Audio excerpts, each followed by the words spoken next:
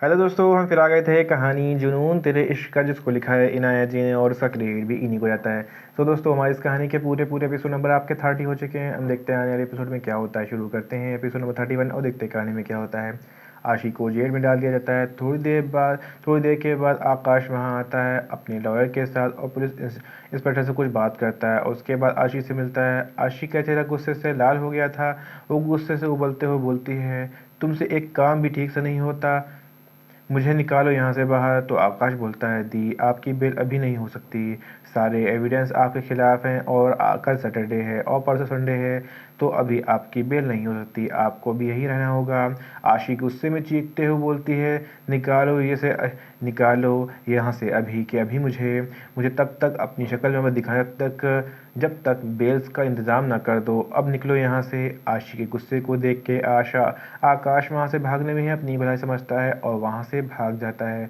उसके जाने के बाद आशी वहीं बैठ जाती है और अपनी आंखें बंद करके सोचने लगती है, आरव ये तुमने ठीक नहीं किया, मैं बहुत जल्दी बाहर आ जाऊँगी, फिर तुम्हारे हर गलती का हिसाब करूँगी, जितनी तकलीफ दी है ना तुमने, उसका सूद समेत हिसाब देना होगा। इतना बोलो पागलों की तरह हंसने लगती है। सारी कांस्टेबल और पुलिस स्टेशन में जितने भी लोग थे वो आशी को देखने लगते हैं और उसे पागल समझ के इग्नोर कर देते हैं। वहीं सिंघानिया हाउस में सब लोग हॉल में बैठे रहते हैं। दादी आरव से पूछती हैं, आरव तुमने सारी प्रॉपर्टी किसके नाम पे ट्रांसफ़र की है? तो आरव कुछ नहीं बोलता, बस स्माइल करने लगता है और बाद में कहता है, दादी सही वक्त आने पे मैं आप सबको बता दूंगा, बस तब तक मुझ पर विश्वास रखिए। तो अनंत बोलता है, अनारकली तुम पे सबसे ज़्यादा यकीन करते हैं सब लोग। तो आरव उसे घूर के देखता है और बोलता है, तो तुम मुझसे बात ही मत कर। आरव की बात सुनकर अनंत जोर जोर से रोने की एक्टिंग करते हुए बोलता है, हाय ये दिन देखने से पहले मैं इस दुनिया से रुखसत क्यों नहीं हो गया। उसकी नौटंकी देख के आरव अपने मन में बोलता है, ये फिर शुरू हो गया, और अपने माथे पे हाथ मारता है। अनंत सबके पास जा अनंत सनम के पास जाता है, उसके पैर पकड़ के बैठ जाता है।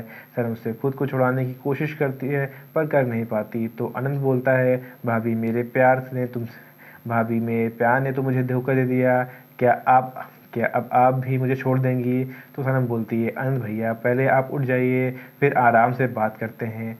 तो अनंत बोलता है, नहीं भाभी, जब तक आप मुझे नहीं बताते कि तब तक मैं आपको नहीं छोड़ूंगी।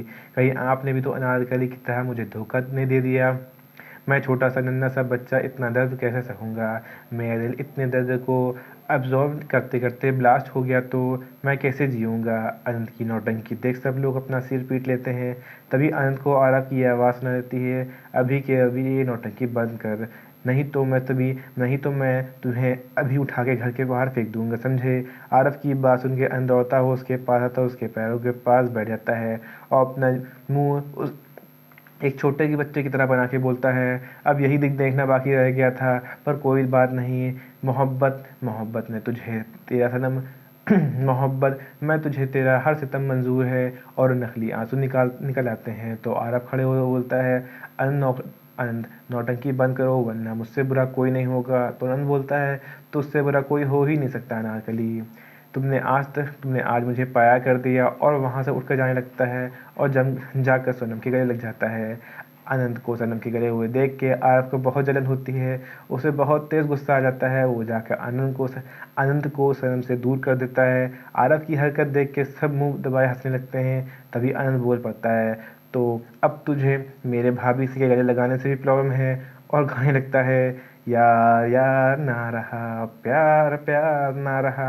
आनंद की हरकत देख के आरव बोलता है, आनंद तुम कब सुधरोगे? तो आनंद अपनी बत्ती से दिखाते हुए बोलता है, कभी नहीं, और डांस करने लगता है। आनंद आगे बोलता है, जलन हो रही थी ना तुझे? सच सच बताओ। आरव को छेड़ने लगता है। आरव आनंद की बात सुनकर झेप जाता है और कुछ नहीं कहता। सनम उसकी बात सुन के अपनी नजरें नीचे कर लेती है और वहाँ से जाने लगती है। आनंद सनम का हाथ पकड़ के उसे रोकता है और बोलता है, भाभी आप कहाँ जा रहे हो? आपके बिना तो महफिल अधूरी है। तो सनम बोलती है, आनंद भैया अभी डिनर भी रेडी करना है, हम बाद में बात करेंगे। वहाँ से भागने की कोशिश करती है लेकिन अंत तो अंत है, इतनी आसानी से कैसे जाने देता? और बोलता है, नहीं भाभी, बात तो आपको अभी ही करनी पड़ेगी। तो सनम बोलती है, अंत भैया हम आपकी सारी बात सुनेंगे पर अभी नहीं, थोड़ी देर के बाद। ऑब्वियसली ये बात बोल के सनम अनंत से अपना हाथ छुड़ा के भाग जाती है। आरव सनम की घबराहट देख के अंदर ही अंदर मुस्कुराने लगता है, जिससे उसे उस पर और भी ज़्यादा प्यार आने लगता है। सनम किचन में जाती है और खुद की सांसों को कंट्रोल करने लगती है। वहीं अनंत अब भी आरव को छेड़ता रहता है। आरव उसे घूर के देखता है तो अनंत बोलता है, तुझे इतनी जलन क्यों हो रही है? आरव अनंत के पीछे भागता है और अनंत भागते हुए ऊपर चला जाता है। घर के सभी लोग उनकी लड़ाई देख के खुश हो रहे थे और उसके मज़े ले रहे थे।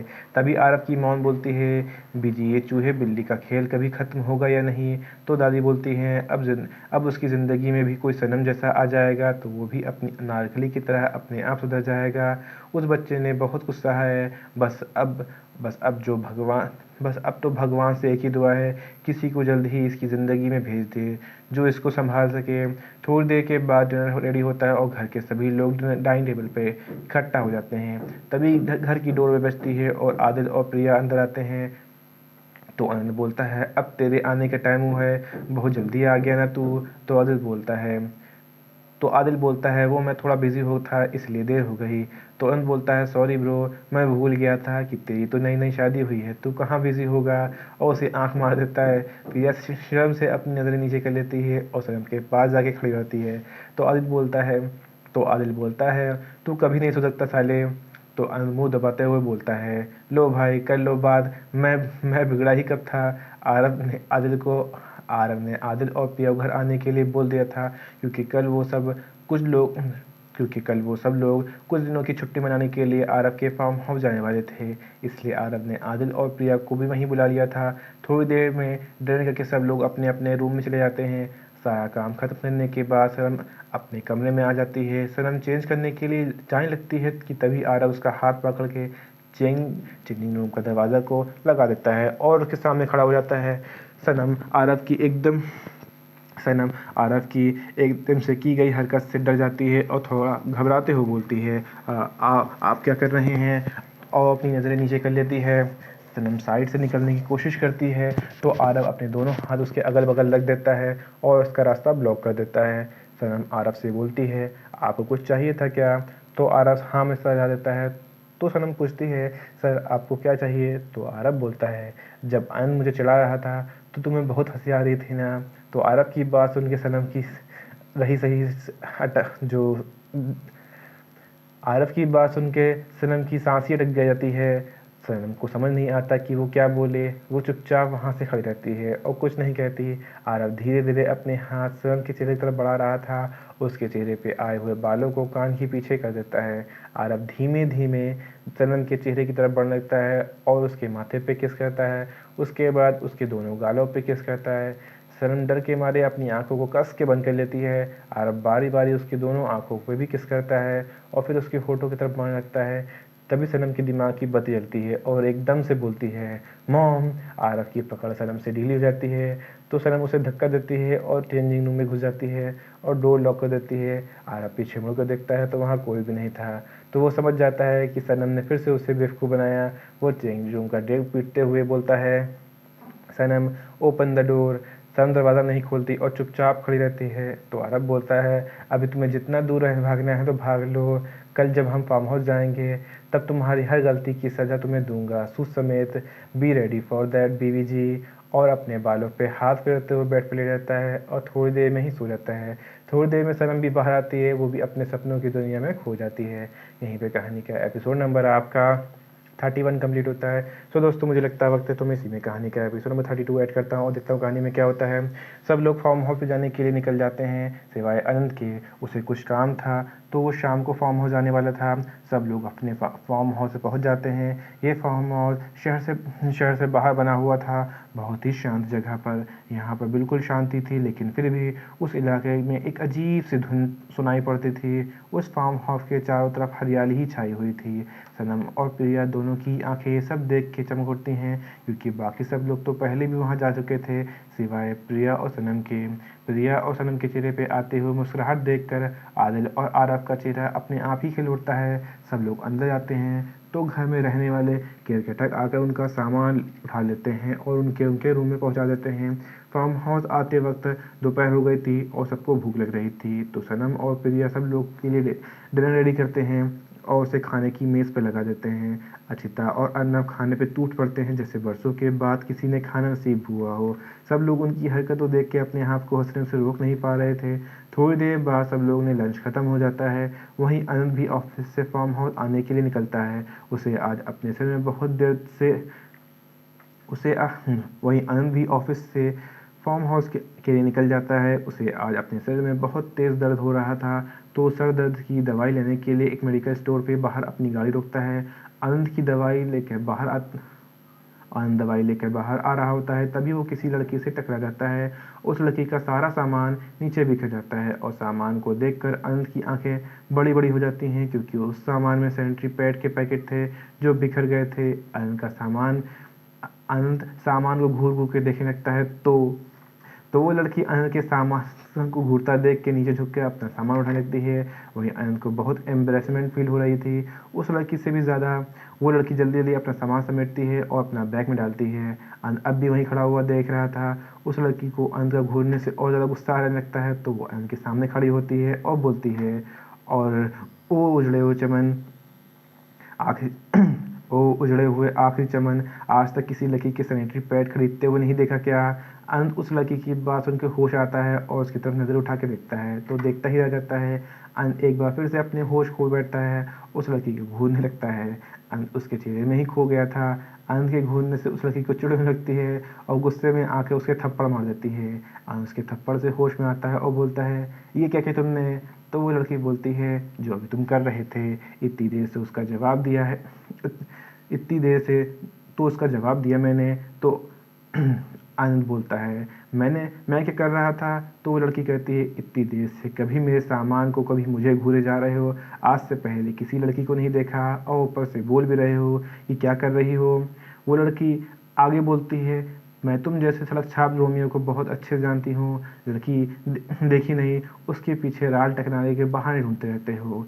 तो उसकी बात सुनकर अंक को भी गुस्सा आ जाता है। वो गुस्से में बोल पड़ता है, अपने आप को क्या तुमने ऐश्वर्या राय बच्चन समझ रखा है, जो तुम्हें देखने के लिए मैं लाइन में लगूंगा? तो वो लड़की बोलती है, अपनी बकवास बंद करो समझे तुम।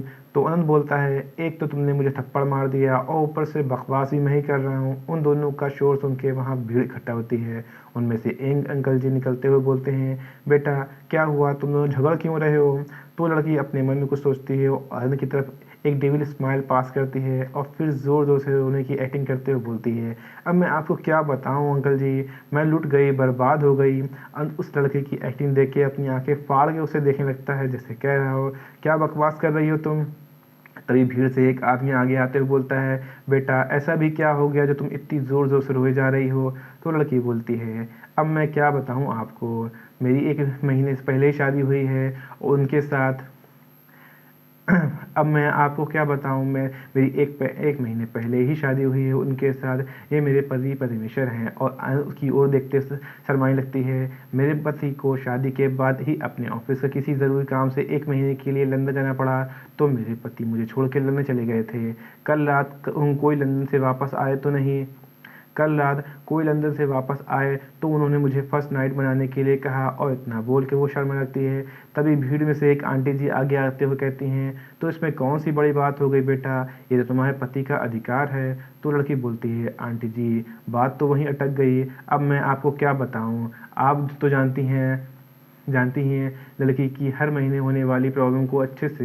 तो मैंने अपने पति से सिर्फ 4 दिन का समय मांगा था, लेकिन ये मुझ पर भड़क गए। जैसे तैसे मैंने उनको रात को तो मना लिया, लेकिन आज सुबह जब मैं यहाँ आई सैनिटरी पैड खरीदने के लिए, तो ये उनको देख कर फिर से गुस्सा करने लगे और बोलने लगे कि ये आज ही फर्स्ट नाइट मनाना चाहते हैं। और उस लड़की की बात सुन के आनंद की तो आंखें बाहर आ गई थी। उस लड़की का हाथ पकड़ के अपनी तरफ करते हुए बोलता है, तुम क्या बकवास करी जा रही हो, और हमारी शादी कब हुई? तो लड़की और ज़ोर से रोने की एक्टिंग करने लगती है और बोलती है, अब मैं क्या करूं, मैं कहाँ जाऊं, अब तो इन्होंने मुझे अपनी पत्नी मानने से भी इनकार कर दिया, ये तो हमारी शादी को ही नहीं मानते। तो वो आंटी आगे आते हुए बोलती हैं, बेटा तुम चिंता मत करो, इन जैसे लड़कों को हम सीधा करना बहुत अच्छे से आता है। और बाकी सब लोग भी आंटी जी की हाँ में हाँ मिलाते हैं और उसके ऊपर हाथ उठाने लगते हैं। तो आनंद गुस्से से फूटते हुए बोलता है, क्या कर रहे हैं आप? तो आनंद आगे बोलता है कि लड़की आगे बोलता है कि इस लड़की से मेरी कोई शादी नहीं हुई है, ये झूठ बोली जा रही है और आप सब लोगों का दिमाग ख़राब हो गया है क्या? आपको मैं इस तरह का लड़का लगता हूँ जो किसी लड़की की मजबूरी को ना देख के उसके साथ रह कर ज़बरदस्ती करूँगा?